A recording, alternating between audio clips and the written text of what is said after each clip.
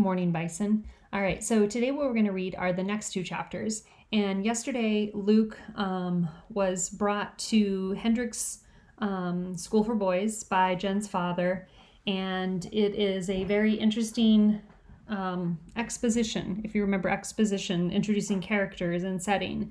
So the setting seems very mysterious. We've met a new boy named Raleigh Sturgeons who seems to be either mean or just a typical jokester kind of guy. So we're not really sure. So we're going to do chapters 3 and 4 today. Chapter 3. Luke managed to keep up with Raleigh only because Raleigh slowed to a dignified walk when he began passing classrooms instead of sleeping quarters. But it was a fast, dignified walk, and Luke was terrified that Raleigh might dart around a corner unexpectedly and disappear. Then Luke would be totally lost. So Luke dared to jog a little, hoping to keep pace. A tall, thin man with a skimpy mustache came out of one of the rooms as Luke passed by. "Two demerits, young man," he said to Luke. "No running allowed. You know the rules." Luke didn't, and didn't have the nerve to say so. Raleigh smirked. The thin man went back into his classroom. Luke knew he'd have to risk asking Raleigh a question. "What?" he began, but just then Raleigh opened a tall wooden door to one side of the hall and slipped through. Luke's reflexes weren't fast enough. The door shut behind Raleigh, and then Luke had to fumble with the knob. It was ornate and gold and had to be turned further to the right than all the other doorknobs at home. Home. For the second time in less than an hour, Luke was overcome with an almost unbearable wave of homesickness. "Stupid," Luke chided himself. "How can you be homesick for doorknobs?" Blinking quickly, he shoved on the door and it gave way. Blindly, he stepped in. He was at the back of a huge classroom. Boys sat in row upon row, dozens of them, it seemed to Luke, all the way to the front of the room. There, the tall, thin man who'd just given Luke demerits was writing on the wall. Or was it the same man? Luke squinted, confused. Oh, there was a door at the front of the room, too.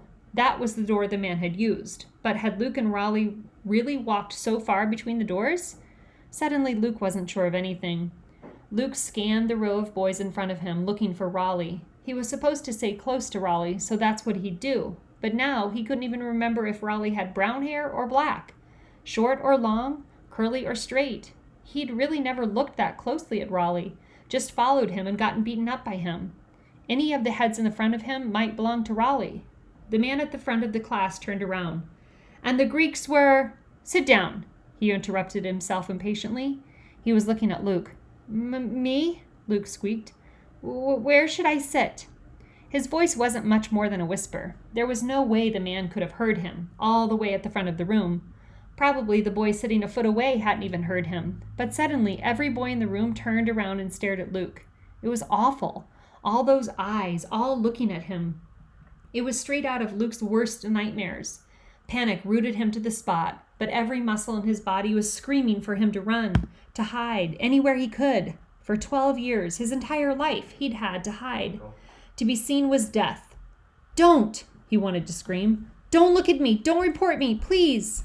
But the muscles that controlled his mouth were as frozen as the rest of him. The tiny part of his mind that wasn't flooded with panic knew that was good. Now that he had a fake ID, the last thing he should do was act like a boy who's had to hide. But to act normal, he needed to move, to obey the man at the front and sit down. And he couldn't make his body do that either. Then someone kicked him. "Ow!" Luke crumbled. Rough hands jerked him backwards. Miraculously, he landed on the corner of a chair, barely regained his balance, and managed not to fall completely. He slid to his right and was solidly in the seat. "Thank you," the man at the front said with exaggerated mocking gratitude. "See me after class. As I was saying before I was so rudely interrupted, the Greeks were quite technologically advanced for their time." Then Luke could no longer hear the man's words over the buzzing in his ears. His heart kept thumping hard, as if it, at least, still thought Luke would be wise to run. But Luke resolutely gripped the edge of the chair. He was acting normal now, wasn't he? The boys who had been staring at him slowly began turning back to face the teacher again. Luke wiped sweat from his forehead and looked around for whoever had kicked and pulled and shoved him. Had they been trying to help him? Luke desperately wanted to believe that, but all the boys near him were looking at the teacher, nonchalantly, as though Luke weren't even there. And if they'd been trying to help, wouldn't they be trying to catch Luke's eyes? To get him to say thanks? Luke really didn't know. He knew how his family would act, Mother and Dad, Matthew and Mark. Mother and Dad would never kick him, and his older brothers would be poking him now, taunting him. Want us to kick you again? The only other people Luke had ever met before today were Jen's dad, who was practically as big a mystery as the boy sitting beside him now, and Jen. And Jen would... Luke couldn't bear to think about Jen.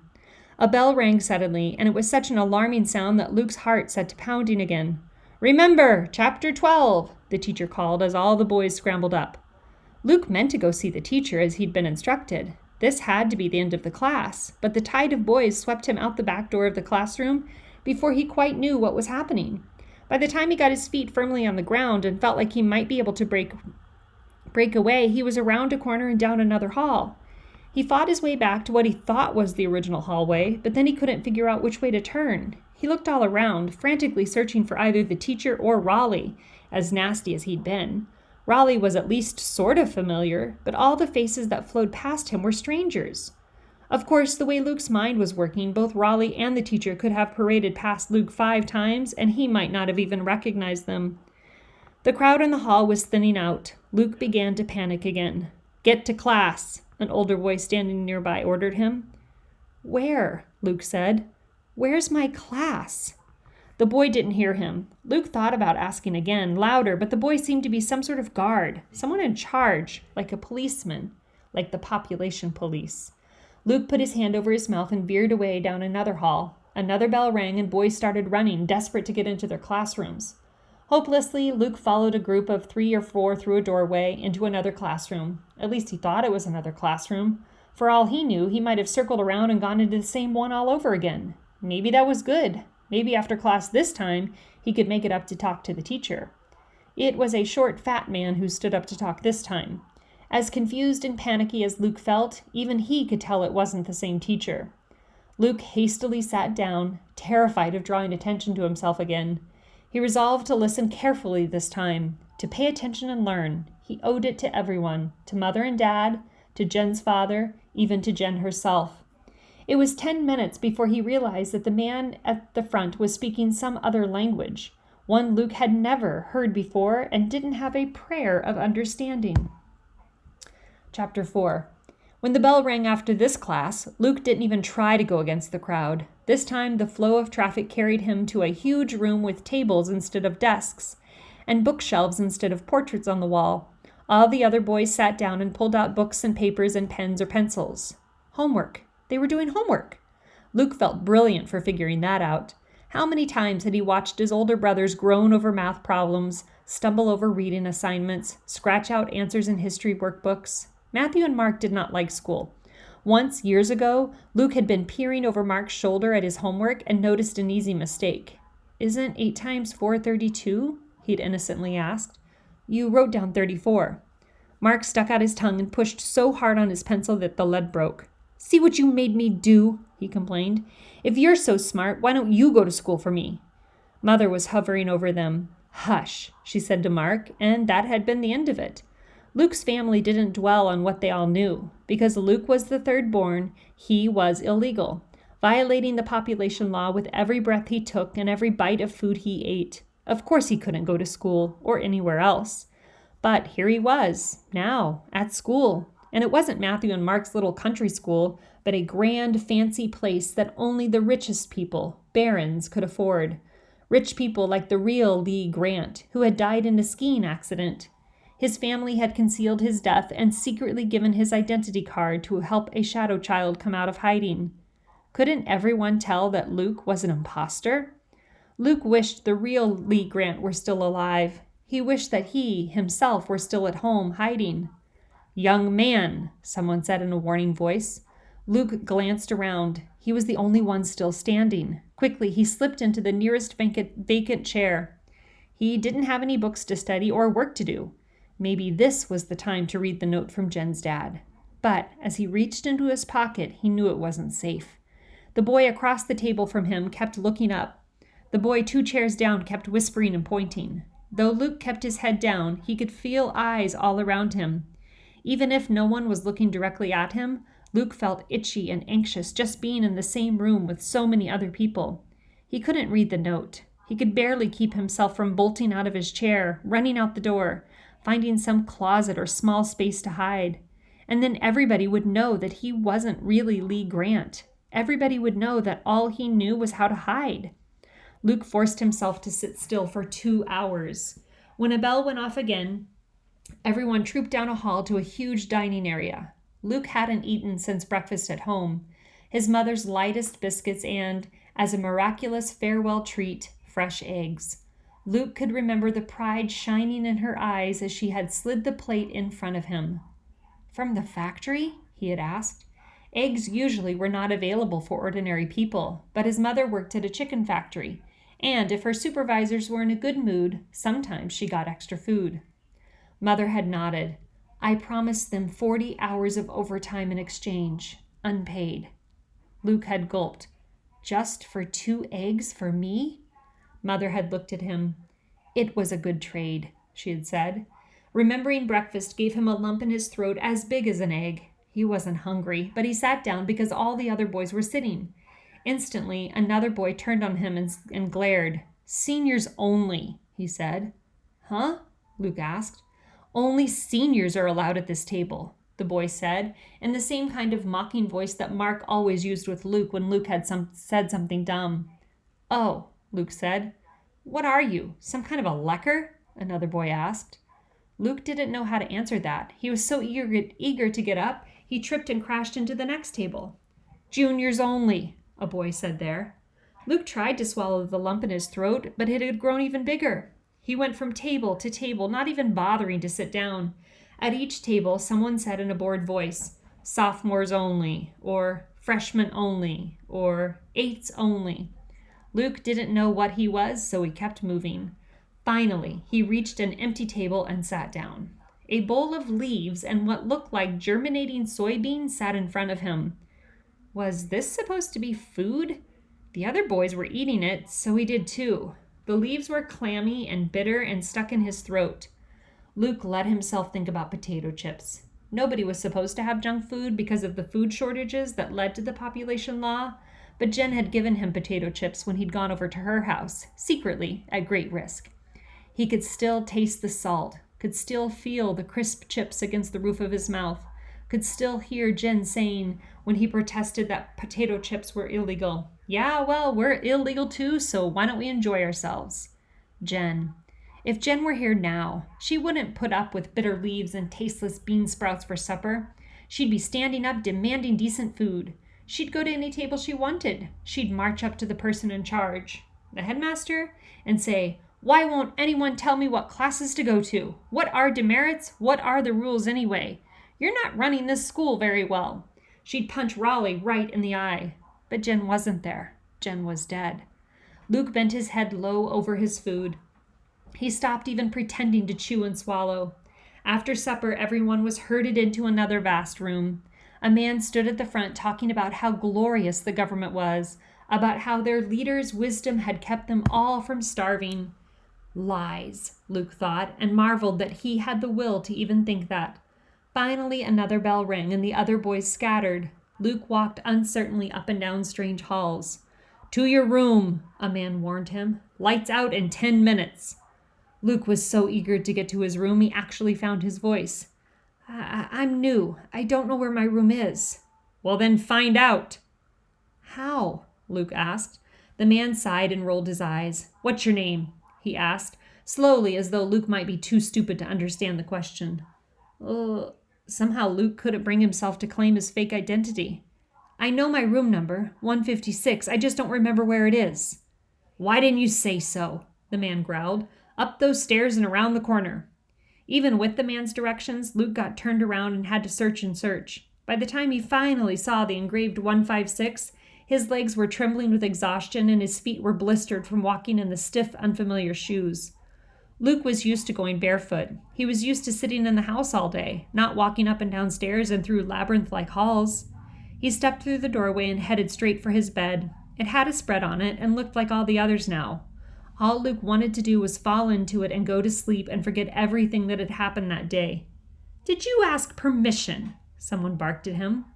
Luke looked around. He was so tired he hadn't even noticed that 7 boys were sitting on the floor in a circle, playing some sort of card game. Permission? He asked. One of the boys, probably the one who had spoken, threw back his head and laughed. He was tall and thin and older than Luke, maybe even as old as Luke's brother Matthew, who was 15. But Matthew was familiar, known. Luke couldn't read this boy's expression. He had a strange cast to his dark eyes, and his face was oddly shaped. Something about him reminded Luke of the pictures he'd seen in books of jackals. "Hey," the boy said. "They sent us a voice replicator. Amazingly human-like form. Voice is a little off, though. Let's try another one. Repeat after me. I am an X-nay. I am a phone roll. I am a lecker. I don't deserve to live." Most of the other boys were laughing now, too, but quietly, as if they didn't want to miss Luke's answer. Luke hesitated. He'd heard those words before. Raleigh had called him an X-nay and a phone roll, and someone had called him a lecker at dinner. Maybe they were from that foreign language the short, fat teacher had been speaking. Luke had no idea what the words meant, but he could tell that they were probably bad things. Thanks to Matthew and Mark, he could spot a setup. Luke shook his head. The jackal boy sighed in exaggerated disappointment. "Broken already," he said. He stood up and knocked his fist against Luke's side the way Luke had seen his father tap on the engine of broken tractors or trucks. "You just can't get good junk nowadays." Luke pulled away. He stepped toward his bed. Jackal boy laughed again. "Oh no, not so fast. Permission, remember? Say, 'I am your servant. O mighty master, I shall do your bidding forever. I will not eat or sleep or breathe unless you say it is to be so.'" The boy moved between Luke and his bed. The others leaned forward, menacingly, like a pack of jackals, Luke thought. Jackals were nasty, vicious animals. Luke had read a book about them. They tore their prey limb from limb sometimes. These were really boys, not jackals, Luke reminded himself, but he was too tired to fight. "I am your servant," he mumbled. I don't remember the rest." "Why do they always send us the stupid ones?" the jackal boy asked. He looked down at Luke. "Bet you don't even know your own name." "Lee," Luke whispered, looking down at his shoes. "Lee, repeat after me. I am.